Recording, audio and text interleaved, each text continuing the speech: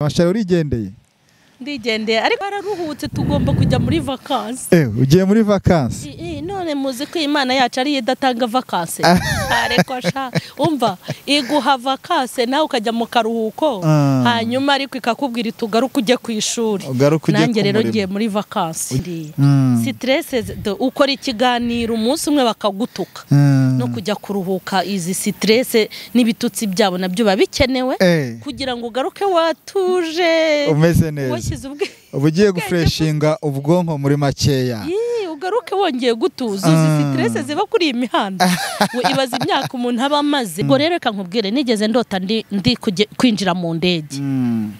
Ikintu nakoze ni ugufunga amaso no gufunga amatwi mu nzozi. Mera nk'umuntu uri kugendesha amaguru hejuru y'inyanja. Yego. Suku kubeshya ubwoba buragice kandi ubwo hari mu nzozi. Ubu rero ntago mbizi ukuntu ndi bumera ariko ndabameze neza. Kankubwire nashatse passport muri 2018. Ntumirwa muri Canada. Wende reka nkavuge. Yego. Ntumirwa muri Canada. Ngura passport. Nubo wasanga ariho wigire nta wamenya nubwo wabigize ibanga. Maze kuyigura visa ndayibura. Pita muri 2019 ntumirwa muri Amerika visa ndayibura. Ariko noneho nyuma nta muntu ukomera atakomeretse, nta muntu uzamuka atamanutse. Ikintu cyose umuntu abona agomba kuba agize gute, agomba kurindira kandi kigomba kubanzirizwa n'ibindi bintu. Na hano hari imisomo rikomeye. Rero ukuntu mbyakiriye neza koko nimba hari ibintu mba numva ko ngomba kugenda mu ndege nkujya mu ntara. Kubera yuko nijuru ego mana no mwijuru nzajya yubunicaranye ndangamuntu yo kujyayo. Naho mu bihugu temikirere ashaka kukubwa ko ari n'umuntu wagiye kundoga noneho. Aragenda arandoga ati mpambye ingendo ze ndazihambye. Yarazihambye ariko ndashaka kuvuga ko Imana yazihambuye. Nubuhe butumwa watanga mbere yuko urira indege? Ngiye kukubwira ubutumwa nshaka gutanga bw'uyu mwaka. Sibyo? Yego. Icyambere nuko shaka kubwira abantu ubu ningiye utanze ubuhanuzi bw'umwaka. Wowe kabisa. Ndashaka kubahanurira kubaho ubuhanuzi bw'uyu mwaka. Nubuhe muntu ukunda? Umuyobozi w'iki gihugu ndamukunda. Wow. Nibwo bwa mbere mbivuze. Iki kiganiro nta nicyo azabona.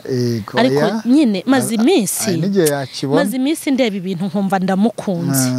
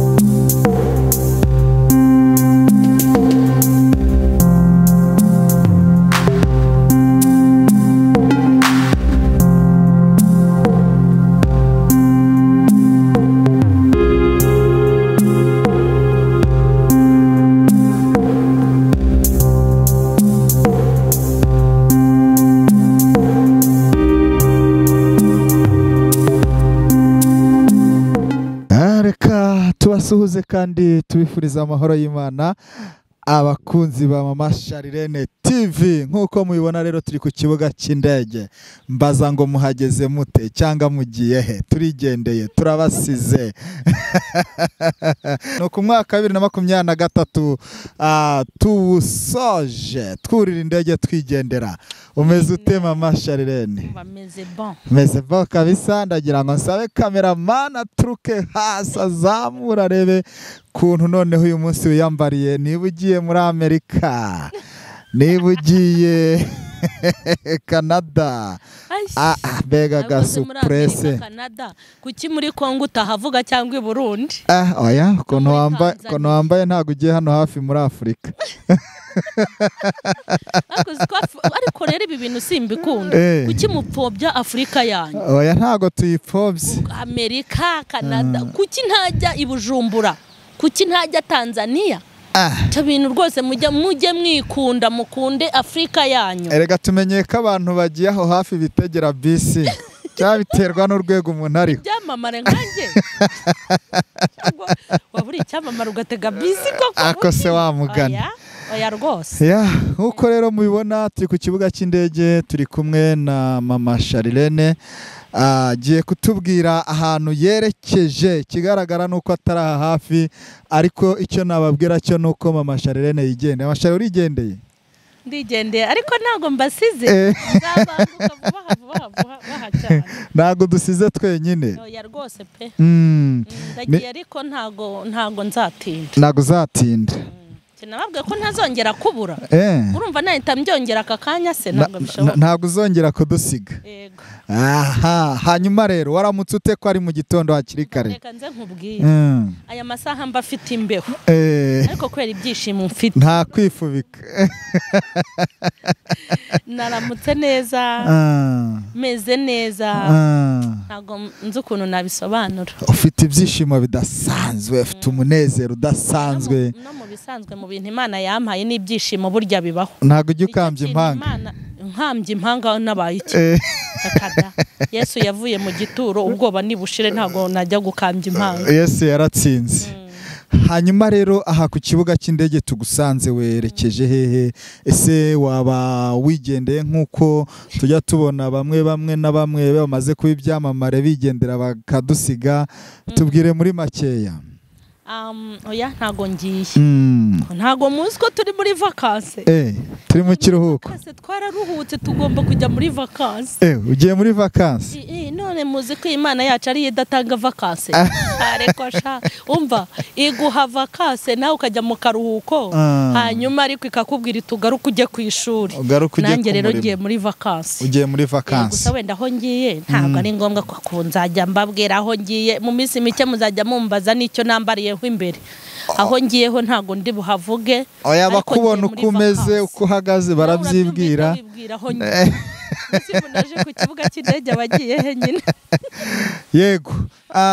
Hanyuma ugiye muri vacances. Ese ko bitari bisanzwe tadusanzwe tubona uruhuka, ese abantu ntibagira ngo wenda ibintu bimaze kugenda neza kurenza ahubwo utangiye kujya kuruhuka?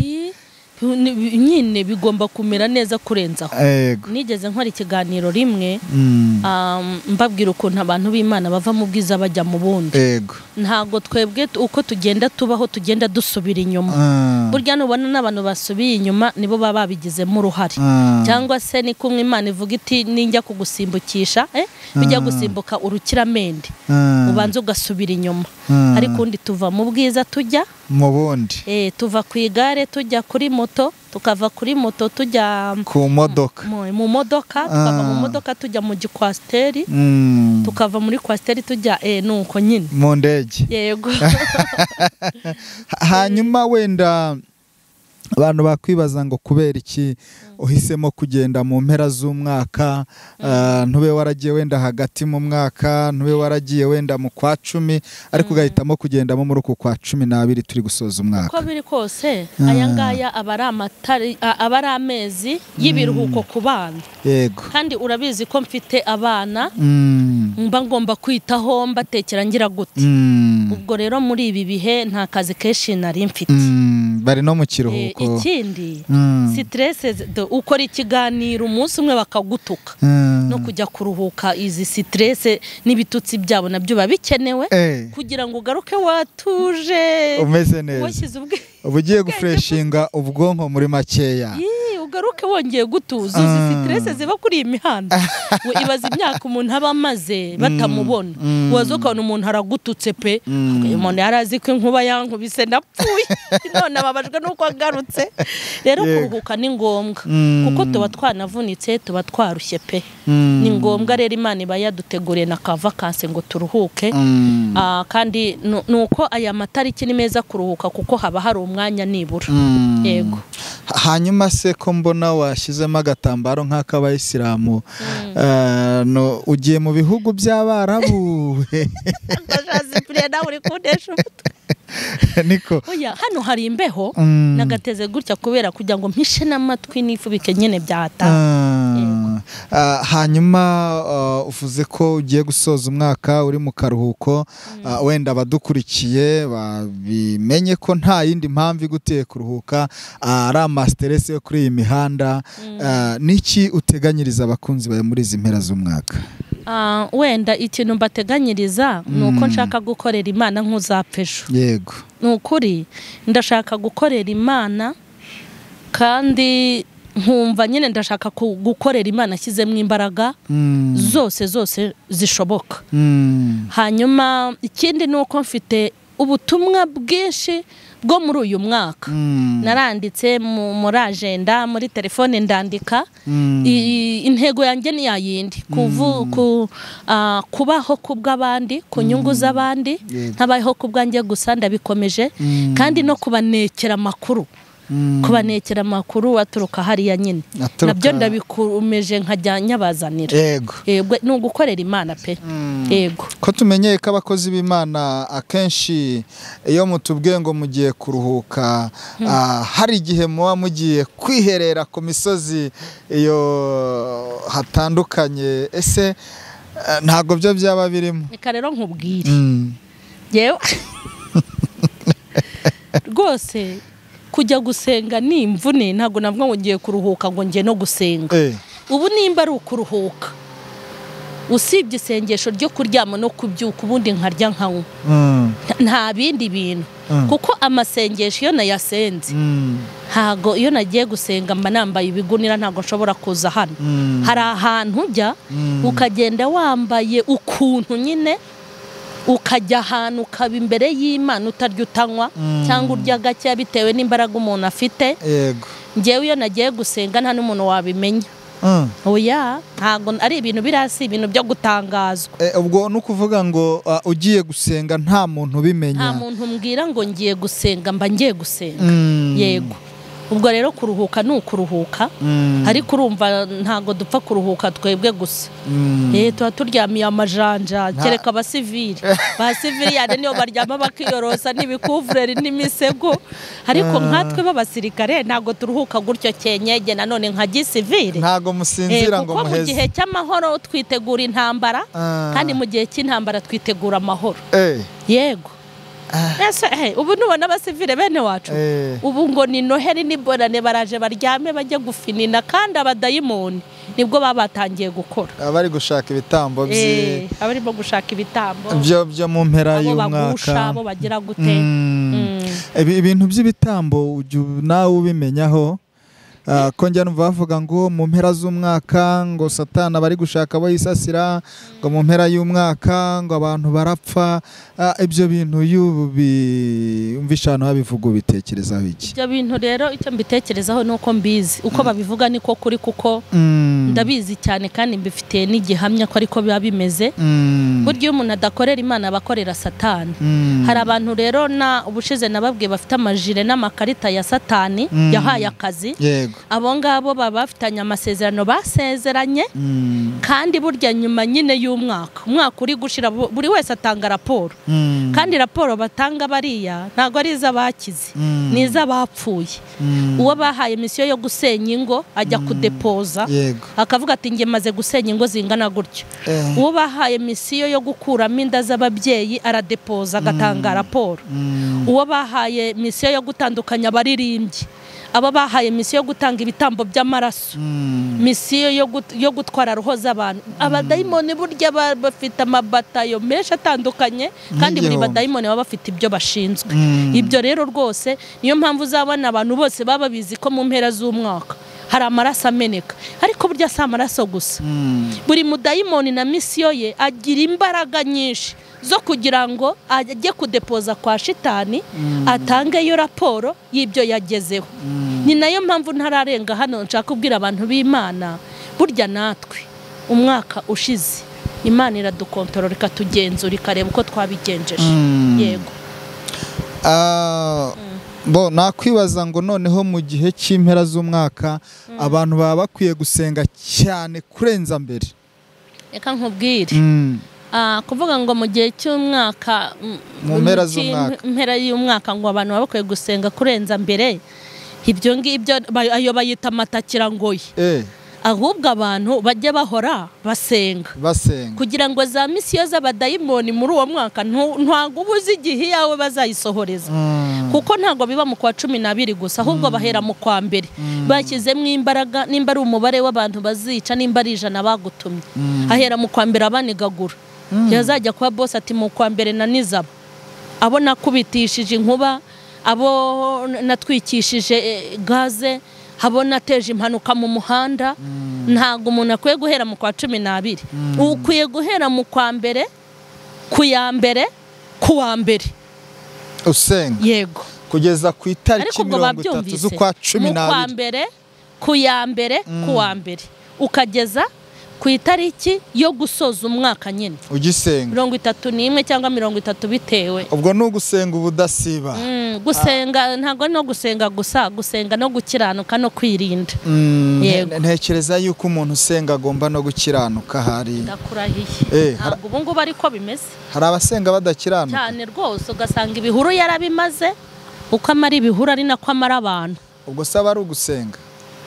Ntago mbizi ukuntu nzabyita, ndi kubwira Imana ntuzatubwira irindi zina, kuko ibintu byose ni wowe byitiriwe Imana, n'ibintu utamenye ibyo ari byo. Yego. Hanyuma twari tuvuze ngo aha tugeze ni ku kibuga cy'indege. Mama Charlene agiye kurira indege yigendere. Mama Charlene ubwa kangahe ugeze hano hantu? Oya, hano hantu mpageze inshuro nyinshi. Yego, mpageze inshuro nyinshi zitandukanye. Nubwa kangahe uhageze ugiye kurira indege wigendeye? Kuhagera byo ushobora kuhagera uje kwakira inshuti, uje kureba abavandimwe, ese bwa bari ubwa kangahe? N'ubwa mbere. Nicyo nashaka kumenya rero. Niba icyo wabonye bidasanzwe ku kibuga cy'indege, ndetse rimwe na rimwe ushobora no gufata ugakoramo ibyigisho ukavuga uti nkurikije ibintu nabonye hano hantu, Ebana hari icyo byerekana ibidasanzwe. Hari n'ikindi gihe nigeze nza hano, maze kuhaza nka 3 mbona ibintu nyine bidasanzwe. Ikintu nabonye ni ukuntu basaka. Yego. Mwabantu aka kantu ko gusaka nzagateguraho icyigisho. Baragusaka, urumva, kugira ngo bareko nta bintu winjiranye byahungabanya umutekano. Yego. Nahise mpakura icyigisho, isomo ndavuga ntarekora abana b'abantu nimba basaka, Imana niyo itazadusaka. Hanyuma hari ahantu winjirira ugakanda kugira ngo ubashe gutambuka, bakaguha ikarita, ubwo ndavuga kugira ngo ubashe gutambuka n'ahandi. Ubwo ni babandi ufite imodoka, winjiye n'imodoka. Mwabarokore, nge nasanze Imana izasaka abantu kandi kazajwigira. Kandi hari abantu bazashaka kwinjira basange nta karita bafite. Hanyuma mbona ikindi, ukuntu umuntu ava mu gihugu ajya mu kindi, ugomba kuba ufite ibyangombwa byuzuye. Hari visa nasabye,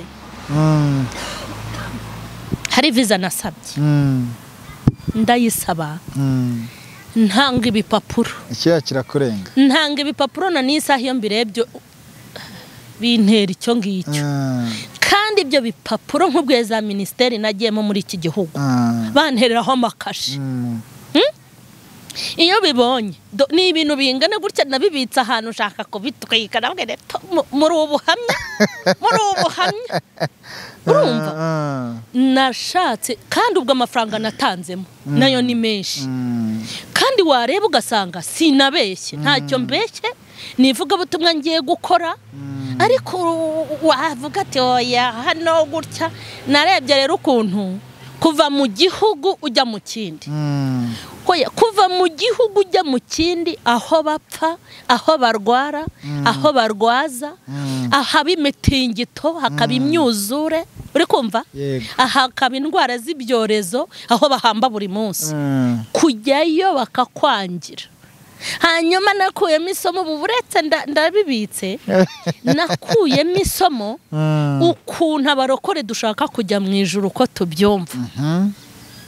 Ko twiboneye. Ijuru ry'abatarwara, batarwaza, abadasura, abafunze, badafungwa, aho badapfa, ahataba abagome nk'inaha, ahataba abagambanye, ahataba gereza, ni haba ibitaro, ahataba ubukonje n'ubushyuhe, ahari umwami w'amahoro, ahantu nka hariya. Nkavuge ni haryo bokojyayo dupfe kugenda. Sha reka mbabwire mwabantu mwe mwirwa muvuga ngo muri kujya mu ijuru, ntago muzapfa kujyayo. Hari ahantu Imana izakora akajwigire, kandi nikajwigira. Nimba ari imbetezi zizasohoka, nimba ari ibivuzo, nimba ari puridasi zizasohoka mu mifuka yanyu, nimba ari inda mwataye mu matuwarete, kazajwigira gusaba abantu babimenye. Ibi rero bituma nongera no kwitonda, kongera gutinya uyu mugabo witwa Imana, ngewe kuko ibintu byose biranyigisha. Yego. Afite amatsiko angana iki yo kwicara mu ndege? Ako shase. Erega ibi nkubwira sivyo, nanjye ninyicara muzabimbaze ko nanjye sindayicaramo. Reka nze gusetse umunsi umwe narose ndi kugenda mu ndege, wakumva yangirira mu akampa akantumira nkajya nka Canada na wikererwa uvunika. Isaha yabyo nibigera, ni ibintu byikora ntakagira ukubeshya. Ni ibintu byikora ukajya ubyisangamo binagutunguye utaruna biteganya. Kuko maze no mu ijuru tuzajyayo nkaswe mu ndege kuri airport. Ya mu ijuru ho tuzajyayo ko byagenda kose. Ubwo rero reka nkubwire, nigeze ndota ndi kwinjira mu ndege. Ikintu nakoze ni ugufunga amaso no gufunga amatwi mu nzozi, mera nk'umuntu uri kugendesha amaguru hejuru y'inyanja. Yego. Si ukukubeshya, ubwoba buragice, kandi ubwo hari mu nzozi. Ubu rero ntago mbizi ukuntu ndi bumera, ariko ndabameze neza. Oya, ukurikije uko bayivuga, uko baba ngo irahaguruka ikagenda mu kirere. Reka nkubwire, ndabizi neza ko biri bugendemo, nayigenzemo mu bwonko, nyigendamo mu masezerano, nyigendamo mu bitekerezo. Reka nkubwire, nashatse pasiporo muri 2018, ntumirwa muri Canada. Wenda reka nkavuge, yego, ntumirwa muri Canada, ngura pasiporo. N'ubu wasanga ariho wigiriye nta wamenya n'ubwo wabigize ibanga. Maze kuyigura, visa ndayibura. Pita muri 2019 ntumirwa muri Amerika, visa ndayibura. Ariko noneho nyuma abashatse kuntumira bene wacu bakavuga bati, murashaka gutumira uriya mugore mama Charlene? Iriya ndaya, uri kumva? Iriya ndaya, uriya nta muntu kimuha ijambo, uriya yaraguye no ku rusengero baramutenze, kandi Cyprien ni ukuri sindatengwa, nta nubwo nzatengwa pe, ndi umukirisitu. Nuko noneho naho bashatse kuntumira hehe na hehe, ubuhamya bwawe si bwiza, umva. Ubu rero harimo amasomo menshi. Nta muntu ukomera atakomeretse, nta muntu uzamuka atamanutse. Ikintu cyose umuntu abona agomba kuba agize gute, agomba kurindira, kandi kigomba kubanzirizwa n'ibindi bintu. Na hano harimo isomo, harimo isomo rikomeye. Rero ukuntu mbyakiriye neza, kuko nimba hari ibintu mba numva ko ngomba kugenda mu ndege nkujya mu ntara. Kubera yuko nijuru, ego mana, no mu ijuru nzajyayo. Ubu nicaranye ndangamuntu yo kujyayo. Naho mu bihugu teme ikirere byafungutse neza. Ukimara ubwo ndi kwibaza isengesho uri busenge ugeze mu kirere. Ngewe ntago nsengera mu kirere, narisenze nkinjira mu modoka nje hano.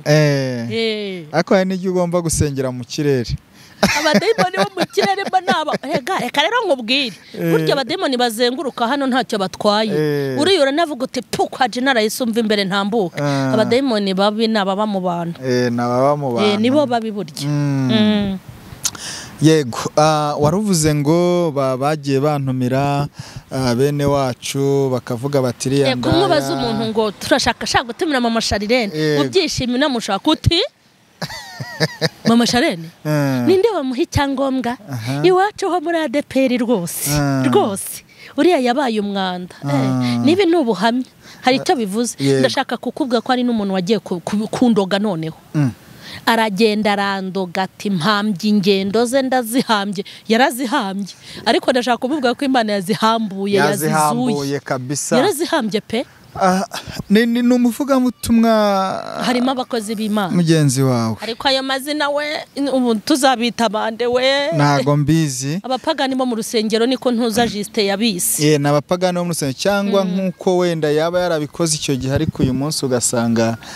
wenda yisubiyeho yarakijijwe iyo umuntu yisubiyeho yaguhemukiye abizi burya ntazagira ugushuka agusaba imbabazi ibindi birenze ibyo Cyprien ntazagira ugushuka hari umugore wasabye imbabazi arambwa ati nagukoreye ubugome nkoranye na runaka kuko nabonaga uri umuntu mubi ambwira n'itimu bari bari kumwe arambwa ati ariko nabwiye umuntu ngwino tujya gusaba imbabazi baba Charlene ngo arambwira ngo hoya njyewe ngo Imana izambabare mu mutima sinamuhinguka imbere nukuri gutanga imbabazi ni byize ko no kuzisaba ni ikindi ututse umuntu uramutokoje umuhoye ubusa urangije ngo Mana mbabarira genda ubwire wa muntu ngo mbabarira naraguhemukiye tugomba gusaba Imana imbabazi tukazisaba n'abantu ubona rusaba imbabazi nuzitanga intwara ari ubuhe reka rero nkubwire uzi ko hari igihe n'umuntu uzitanga anga kuzitanga ariko burya wanze kubabarira umuntu Imana iramubabarira iyo wamaze kugira gute iyo wamaze kwatura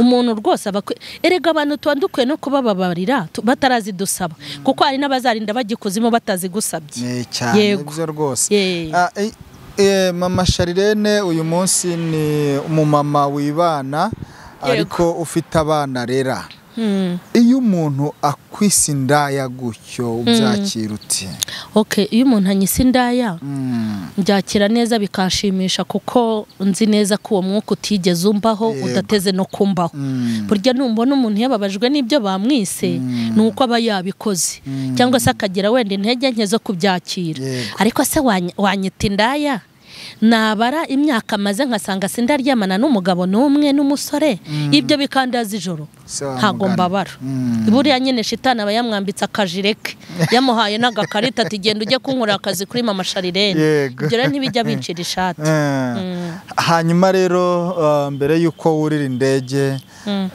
kuko wenda ndaza no gukora titiri ivuga ngo ubutumwa atanze mbere yuko yurira indege nubuhe butumwa watanga mbere yuko wurira indege ngiye kukubwira ubutumwa nshaka gutanga bw'uyu mwaka sibyo yego icya mbere nuko shaka kubwira abantu ko bagomba gukomeza kugira imbaraga zo kubaha Imana no kuyitinya bakayitinyira ahagaragara n'ahatagaragara ikindi abantu nibakorera Imana bajye bakorera Imana ntacyo bitayeho ikindi gukiranuka bajye babigira nk'umwambaro hanyuma barwane n'urwo rugamba banasenge kugira ngo babigereho hanyuma ndashaka kubahanurira kubaha n'ubuhanuzi ndashaka kubaha ubuhanuzi bw'uyu mwaka n'undi uzakurikiraho yako noneho babahanuzi bahanura iby'umwaka bagiye ubanza ari njyewe ubu ni njyewe utanze ubuhanuzi bw'umwaka ndashaka kubahanurira kubaha ubuhanuzi bw'uyu mwaka hari ukuntu umuntu aza akitapagura akavuga ngo Uwiteka yambwiye ngo uyu mwaka hazaba ibi n'ibi wanareba ugasanga nta Mana yavuga ibyo bintu yego njyewe ndashaka kubwira abantu ngo muri uyu mwaka ibintu bizaba harimo abazapfa hari n'abazakira muri uyu mwaka hari abazabona akazi n'abazakabura hari abazamurwa mu ntera hari n'abazamanurwa hari abantu bazapfusha ubukwe hari n'abazatangiza imishinga y'ubukwe hari abazakora impanuka hari n'abazazirokoka hari abantu bazarya bagahaga hari n'abazagira gute n'abazasonza hari abantu bazavuka hari n'abazapfa muri make nta mwaka n'uyu n'umwe utabamo ibyiza n'ibibi. Iyo abantu bavuze ngo uyu mwaka harimo umugisha, harimo n'abakuramo n'umuvumo, ngo uyu mwaka Imana izatanga ubutabazi, hari n'abo izaba yihoreyeho gake. Ubwo rero ibintu byose muri uyu mwaka rata bizaba, imvura izagwa n'izuba ricane, impanuka zizaba ubundi zireke kuba. Ni ibintu dukwiye kubamo imyaka yose n'imwe, ahubwo tujye twiga ngo muri uyu mwaka tugire ibyo twitondera, nuko ibintu byose bizadukorerwa tuzabigiramo uruhare. Yego, urakoze cyane. Buriya umuntu wese agira umuntu akunda, agira abakunda kurenza abandi bose. Mama Charlene, turi hano ku kibuga cy'indege, wenda nimbivuga abantu ntibagire ngo nuko nakwibasiye kubera ko ugiye kurira indege. Rega nanjye nzayurira. Ubu hari n'umuntu wanyumva akavuga ati ariko ndashaka kukubwira ngo c'est pas grave. Rwose pe. Nubuhe muntu ukunda? Umuyobozi w'iki gihugu ndamukunda. Nibwo bwa mbere mbivuze. Iki kiganiro nta nicyo azabona, ariko nyine maze iminsi ndeba ibintu nkumva ndamukunze, kandi atuma ntegura ibyigisho byinshi. Ubu nubona ukuntu ntajya ngira ubwoba. Cyokoza nanjye hari igihugu kimwe mperutse kujyamo, ndebye kuntu hameze, ndavuga nti perezida wacu kabisa Sariyuti, Imana izamuhe ubugingo n'impagarike. Ndamukunda. Yego. Wambwira ibintu nka bitatu mukundira? Reka nkubwire. Ikintu cya mbere, agira confidence. Ako confidence bayita ngo iki mu Cyongereza? Mba numva nabivuga no mu Cyarabu no mu Kilatini. Reka nkubwire, uzi ko aruta abapasiteri benshi n'ababishop n'abapotre birirwa bakorera ku bwoba no kuri baranyica. Uriya niwe pastor mukuru, ni senior pastor, ariko nuko bitakunda ngo ayobore n'amatorero ku isi. Nawe muhanuzi mukuru w'igihugu cyacu. Nuko bitakunda hajya akoresha abapasiteri ingando, baraba civile, akoresha ba mama pasiteri n'abaraba bishop, abajyane mu ngando. Basi azabagenere nk'amahugurwa y'iminsi nk'itanu. Uriya yabahugura akabigisha kuyobora, ndakurahiye. Kandi rero icya mbere nuko agira confidence. Yego. Ikindi ntajya acika intege. Yego. Ikindi cya gatatu, ni umuntu ushaka gukora ibintu bivuye mu mbaraga ze. Umuntu ushaka gukora ibintu bivuye mu mbaraga ze, maso ku mahanga. Ngo subiramo ako kantu rwose. Aka kanyuma? Yego. Ashaka gukora ibiturutse mu mbaraga ze. Ashaka igisubizo. Yishakira igisubizo atihaye abantu. Kandi ni na mpamvu burya nubona umunyarwanda w'umurezi, njya nibaza ngo uburezi babukurahe. Se wamugana. Njye mbona ibintu abanyarwanda bigira nkavuga ko nkaba imyaka uyu mugabo abayoboye, kuki bakomeza kuba abarezi? Uburezi babukurahe. Akwigisha ikintu bita kwigira. Burya umuntu wigira wifite ninde se wakumenyera? Ndese wamusuzugura. Ubu ndashaka kuzigisha abagore ikintu bita kwigira. Batiriwe bahanze amaso abagabo, rimwe na rimwe bababura, bagatangira kwishora mu mbaraga z'abandi bagabo, bagahinduka umwanda. Rero ibi bintu bitatu arabifite: kwigirira icyizere, gushaka igisubizo ariwe kigize gute, ariwe giturutseho, ariwe giturutseho, no kudacika intege, kuko ibimuca intege byo ndakurahiye ni byinshi. Yego. Aba bantu rero, ariko ubwo urumva afite n'abandi benshi nyine. Oya, urabafite. Abo ni abantu babiri b'ingenzi kuri iyi si ukunda. Abandi bakunze ntibagire ngo wenda turabirengagije, ariko twashakaga kumenya. Iyo nza kumbaza wenda batanu, nari gushyiraho n'abafana ba Mama Charlene official. Yego. Buriya abantu bankunda shana bihanduza cuma. Mureka abantu bankunda, I love you so much. Yego. Umva ndabakunda cyane, mureke mbabwire sindi indyarya, mbibabwiye mbikwe ku mutima. Hari umuntu ubukunditse, sibyo?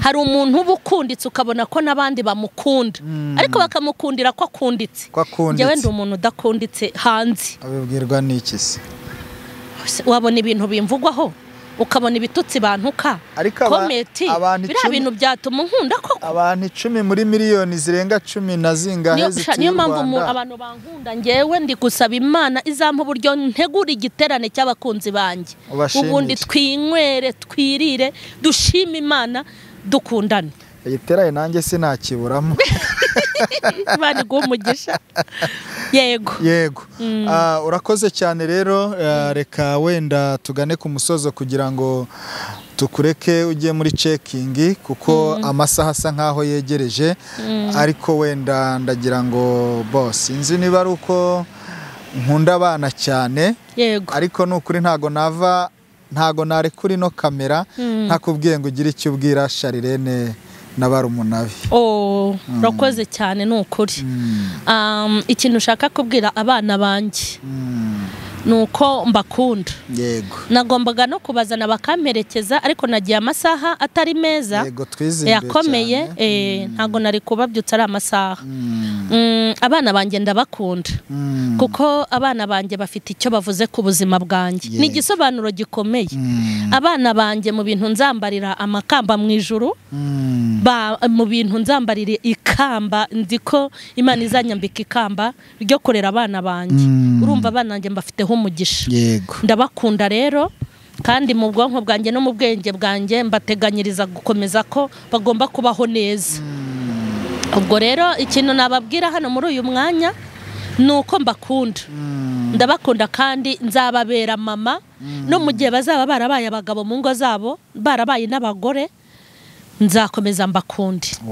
ikindi nuko shaka no kugira ikintu mbwira abavandimwe banjye Cyprien Imana yampaye umugisha hari igihe tubamo ukamera nk'inyeshyamba kubera ikosi kuriya ku ikosi ntago mama wawaza uvuye ku ikosi uzareba ababyeyi hari umubyeyi se bashaka kwemerera ngo ajye kureba aho umwana we akorera ikosi ntago bishoboka iyo umuntu ari ku ikosi aba ari kumwe n'uri kumukoresha iki ikosi muri babiri ubwo rero iyo urivuyeho niho abavandimwe inshuti muza felicitation yo kugira ngo nyine bakubone rero hari igihe kinini cyabayeho ntasabana cyane n'umuryango wanjye ariko muri ibi bihe nari ndi ku ikosi muri ibi bihe mbanye neza n'umuryango wanjye nishimwe rikomeye mfite abavandimwe beza mfite umuryango mwiza kandi nishimira kubagira yego ubwo rero nabo ndabashuje kandi mbifurije umwaka mwiza by'umwihariko n'inshuti zanjye zose kandi nawe urakoze cyane nawe rero uri umuntu wanjye uri umuntu wanjye n'ukuri kuko ntabazimugira kandi ntuzanabagira ntabo nzagira baraka reka tugushimire ariko tunabwire abantu bakurikira Mama Charlene TV ariko rero dufite n'igiterane mfite n'igiterane i Musanze kizatangira kuwa kangahe kuwa gatanu ariko ubwo urumva ngiye nzatangira kuwa gatandatu no ku cyumweru bevze ngo urahita ugaruka n'ubundi ntutinda ntago ngomba gutinda kuko nakaruhuko k'iminsi mike yego Imana iguhe umugisha narinzi ko nza kubikubaza hari igihe umuntu avuga ati ubwo mbonye amahirwe yo kuruhuka kandi ari umukozi w'Imana ahita yibagirwa umurimo ubwo rero uzirikana Imana iguha umugisha nyamwanga iyo byavuye umurimo w'Imana n'uwa mbere ku buzima bwanjye n'uwa mbere kuko nzi ko niho hantu Imana indebera ikangirira neza ikampa gutambuka n'ibi byose tubigeraho kubera umurimo yego reka tubwire abantu rero bakomeze gukurikira ibiganiro byacu kuri Mama Charlene TV ndetse nugera urasangayo na bimwe mu biganiro bya Charlene nyirizina mwenyewe bikomeye cyane ahavuga ati rwana cyangwa upfe murumva rero ko inyana ni ya mweru mudakina urumva ko Mama Charlene yibyaye rwose kandi ukande kukazogera kugira ngo ibiganiro byose mujye mukomeza mubibone. Utarakora subscribe nawe uyikore kugira ngo ibiganiro byose tugenda tukugezaho bigende bikugeraho. Kandi wifuza kumuvugisha, aho hasi gatoya cyane hari nimero ye, urayireba umwandikire cyangwa umuhamagare arakwakira. Hanyuma reka wenda tumureke agende. Wowe wabanye natwe kandi bazagire na Noheli nziza n'umwaka mwiza. Noheli yararangiye, umwaka mwiza, ubwo no mwaka mushyashya, mwaka mushya nako yararangiye. Noheli oya izarangira twarangije uyu mwaka, ariko rero bazanayikomeze kuko Noheli se si ivuka rye. no guhora tuzirikana ivuka ry'umwami wacu Yesu Kristo.